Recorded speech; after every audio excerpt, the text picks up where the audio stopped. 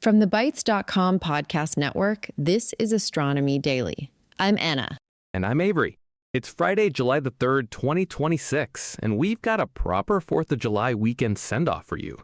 A rescue mission that's still grounded, a solar storm that's actually arrived, and a planet that came back from the dead. Sort of. Today on the show, NASA's Swift rescue mission hits another wall, this time mid-flight. The sun is genuinely kicking off right now, with a geomagnetic storm watch in effect for tonight. TESS accidentally discovers a planet it was never built to find. A red dwarf just 25 light-years away might be hiding the most Earth-like world we've found in ages. Astronomers sound the alarm on satellite megaconstellations. And we close with a planet that shouldn't exist, orbiting the corpse of its own star. 6 stories, one very busy week for the universe. Let's get into it. We start with an update to a story we've been tracking for weeks, and it's not the update anyone wanted. NASA's mission to rescue the Swift Observatory attempted to launch on Thursday, July the 2nd. And for the first time, it actually got off the ground. Right, quick recap for anyone just joining us. The Neil Gehrels Swift Observatory is a 22-year-old gamma-ray telescope that's losing altitude fast because heightened solar activity has puffed up Earth's upper atmosphere and increased drag on its orbit. Left alone, Swift re-enters and burns up by October. So NASA hired a company called Catalyst Space Technologies, $30 million, incredibly tight timeline, to build a robotic spacecraft called Link, 3 articulated arms. The plan is for Link to grapple Swift, a satellite that was never designed to be serviced, and shove it back up to a safer orbit. It launches Piggyback, a Northrop Grumman Pegasus rocket, tucked under the belly of the Stargazer aircraft, takes off from Kwajalein Atoll in the Marshall Islands, climbs to about 39,000 feet, and then drops the rocket, which lights up 5 seconds later. This week alone, it had already been scrubbed twice for weather. So Thursday morning, Stargazer finally takes off. It's airborne, heading for the release point, and then, mid-flight, the team spots a warning in the data stream and makes the call not to release the rocket at all. Which is a genuinely different failure mode than what we told you earlier this week. This wasn't weather, this was an active abort, in the air, on a live vehicle. It's not even clear yet whether the warning came from the rocket or from the carrier aircraft itself. No new launch date has been set. NASA's been very upfront that this is a race against the clock. They've already suspended most of Swift's science operations since February just to buy time, flying it in a low drag orientation to slow the decay. The stakes here go beyond one telescope.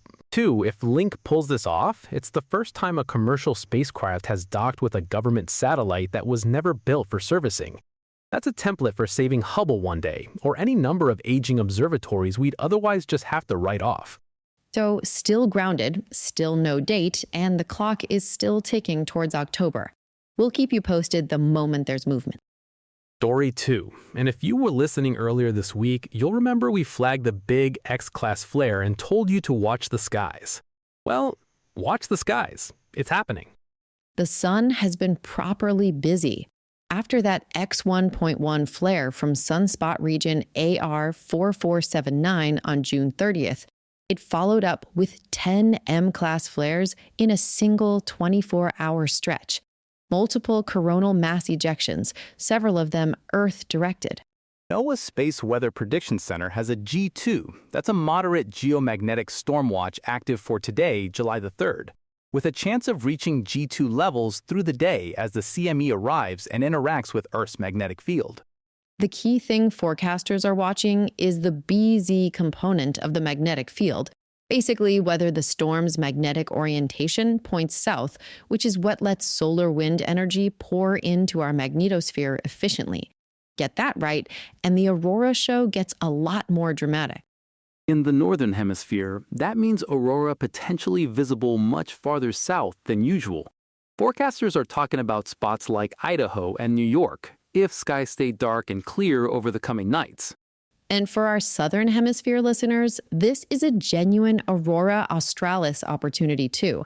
G2 level storms can push the southern lights up into Tasmania and sometimes as far as southern Victoria and the lower South Island of New Zealand. If you've got clear, dark skies away from the coast tonight, it's worth a look south. Conditions are expected to start easing back toward quieter levels tomorrow, July 4th, as the CME's effects wane. So if you're chasing the lights, tonight into the small hours is your best shot before the Northern Hemisphere's holiday fireworks take over as the main show. Our third story is a lovely bit of science serendipity. NASA's TESS, the Transiting Exoplanets Survey satellite, has notched a genuine first. Its first planet found by gravitational microlensing. Which is a big deal, because TESS wasn't designed for that at all. Its entire job is watching for the tiny dip in starlight when a planet crosses in front of its star. Microlensing is a completely different trick. It happens when a foreground star drifts almost exactly in front of a background star, and its gravity bends and briefly magnifies that background star's light like a natural lens. If that foreground star happens to have its own planet, the planet adds its own little flicker to that magnification event. And that's exactly what happened here. The planet's called Gaia 23 Bra, a super Jupiter, about 1.63 times Jupiter's mass, orbiting an orange dwarf star roughly 40,000 light-years away, out near the galactic center. It was actually the European Space Agency's Gaia mission that first flagged the brightening event back in 2023. But Gaia's observations were too sparse to confirm a planet was involved. It was only when researchers went back and combed through TESS's archival data that they realized TESS had caught the same event, with enough detail to nail it down. Lead author Mallory Harris, a doctoral candidate at the University of New Mexico, published the findings on July 1st in the astrophysical journal Letters. And the tantalizing bit is what it implies. TESS has been quietly recording 8 years of data, and nobody was looking for this kind of signal. There could be plenty more of these hiding in the archive. It's also a nice bit of foreshadowing. NASA's Roman Space Telescope, on track to launch August the 30th this year, is being purpose-built for exactly this kind of survey. It's expected to find around 1,000 microlensing planets by staring into the crowded center of the galaxy. Gaia 23b is basically a preview of what's coming. Story 4 takes us a lot closer to home, just 25 light-years away, which in galactic terms is basically next door. This is GJ 3378b, a rocky world orbiting a faint red dwarf star in the constellation Camelopardalis, the giraffe. It was actually first picked up back in 2024 by French astronomers, but the original numbers pegged it as a puffy mini Neptune, 5 times Earth's mass, orbiting on a 25-day period, sitting right at the edge of the habitable zone. A team at UC Irvine, led by Paul Robertson, went back with 2 instruments. The habitable-zone planet finder on the Hobby Eberly telescope in Texas, and the NEED spectrometer on the YIYN telescope at Kitt Peak in Arizona, and revised those numbers substantially. Robertson put it nicely. This super-Earth gets about 90% of the radiation Earth gets from the sun, right in the sweet spot for liquid water, at least in principle. The catch, and there's always a catch with red dwarfs, is that these stars can be vicious with stellar wind and radiation, which tends to strip atmospheres clean off nearby planets. And because GJ 3378b doesn't transit its star from our point of view, we can't use transit spectroscopy to check whether it's actually kept in atmosphere. The trick JWST has been using on planets like the TRAPPIST-1 system. So the honest answer is nobody knows yet. We'll likely have to wait for NASA's Habitable Worlds Observatory, which isn't due to launch until sometime in the 2040s, to get a direct look. But for a planet this close and this promising, that's a long wait worth marking on the calendar. Story 5 is one that hits close to home for us, quite literally, given our own dark skies down here in the southern hemisphere. The European Southern Observatory has published the first study to actually calculate what happens to ground-based astronomy if current satellite megaconstellation proposals go ahead. And the word ESO used was devastating. There are currently somewhere around 14 to 17,500 satellites in orbit. But between SpaceX, which wants roughly 1 million more for space-based data centers, and companies like Reflect Orbital, which is proposing 50,000 mirror satellites designed to beam sunlight down to Earth at night, the combined proposals on the table add up to over 1.7 million satellites. The study, led by ESO astronomer Olivier Hainau and accepted for publication in Astronomy and Astrophysics, modeled the actual imaging impact. For a SpaceX-scale constellation, even if every satellite stayed just below naked eye brightness, the study found it would produce dozens of trails per image on ESO's Very Large Telescope, cutting usable field of view by up to 28%. It gets worse for the Vera Rubin Observatory's new Legacy Survey of Space and Time, which just began full science operations. If those satellites were even a little brighter than assumed, most of Rubin's images each night could be rendered essentially unusable. And Reflect Orbital's mirrors are their own special problem. Even when they're not pointed directly at an observer, the scattered light alone could brighten the entire night sky 3 to 4 times over. I now describe the single one of those mirrors as being as bright as Venus, the so-called morning star. ESO's recommendation is a hard ceiling. No more than 100,000 satellites total, all kept fainter than naked eye visibility. Worth noting, this study also directly informs the observatories closest to us here in the Southern Hemisphere, since ESO's Very Large Telescope and the Extremely Large Telescope currently under construction both sit in the Chilean Atacama Desert. SpaceX and Reflect Orbital are both still waiting for a decision from the U.S. Federal Communications Commission about whether their proposed constellations get approved. This study is now very much part of that conversation. And for our final story today, one that's been bugging astronomers since 2020, and JWST just cracked it. Meet WD-1856b. It's a gas giant, somewhere between 4 and 11 times Jupiter's mass, and it orbits its star every 34 hours, less than 3 million kilometers out, 50 times closer than Earth is to the Sun. When it transits, it blocks 56% of the star's light, one of the deepest transits ever recorded. Here's the problem.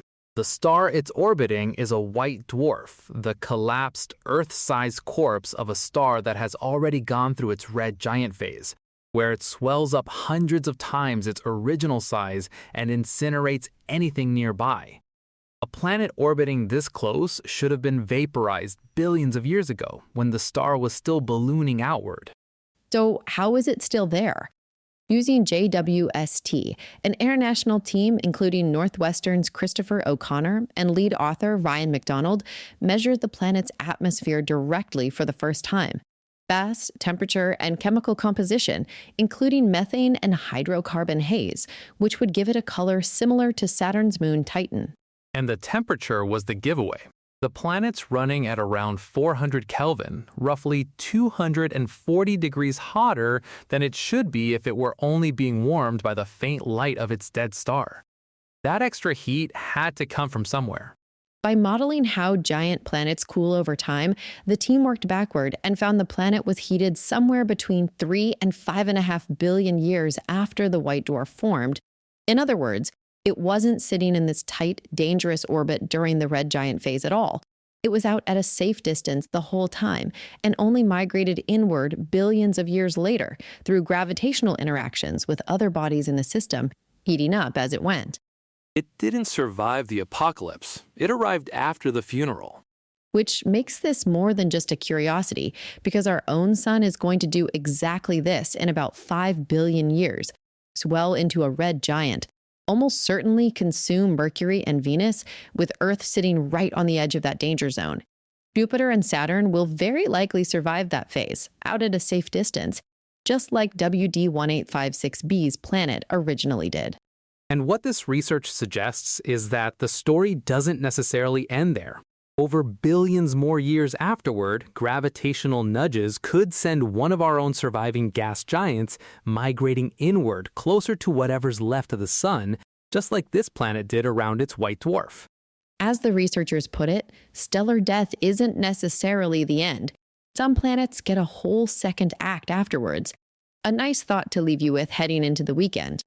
And that's a wrap on Astronomy Daily for Friday, July the 3rd.